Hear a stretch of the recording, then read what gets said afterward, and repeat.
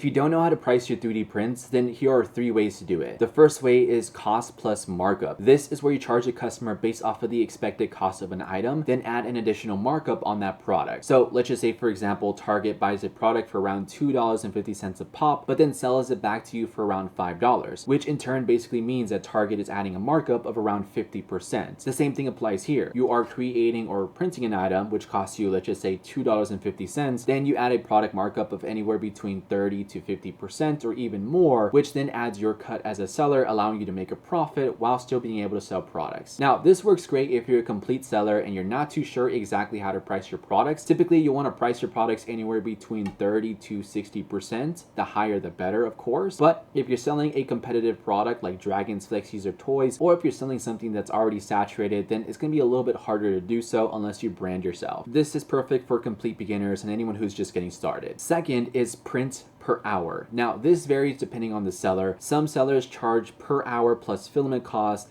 and then some sellers charge per filament usage. So for example, someone might come to you with a specific model or design they want printed, and then you sell them on the product or the printing based off of how much time it's going to take to 3D print. So let's just say if you're selling an item for 50 bucks and you charge the customer based off of how much time it's going to take to 3D print, which essentially means you're going to be charging them $5 per hour to 3D print that model. Keep in mind, I would not recommend doing this, especially if you're a complete beginner. And the reason for this is because this doesn't allow you to sell a product based off of the value of the product. And even more so, it's a bit more difficult to track how much profit you're making, especially if you're selling based off of time rather than the value of an item. Keep in mind, this can work for some sellers, but for me personally, I wouldn't do it. The last way to price your 3D prints is to sell it based off of the value of an item. So for example, let's just say it costs you $10 to produce an item, but you sell it for $100 to a customer. Well, that means you're able to sell it for $100 because the value of the product that you sell offers so much more value than just the $100 that the customer is paying for. This is value-based pricing. Just in the same way where Apple sells iPhones for around $800 to $1,200, but it costs them around $400 to $600 to make, which is nearly a 50% markup, but they're able to charge more because the value of the product is so much more. Same thing with 3D printing. If you want to have value-based pricing, charge more, and even make more money as a seller, you need to find products that solve a specific problem within a specific niche and target a specific demographic. If you do this well and you know what you're doing, you can effectively make more money without having to compete or even price down your products.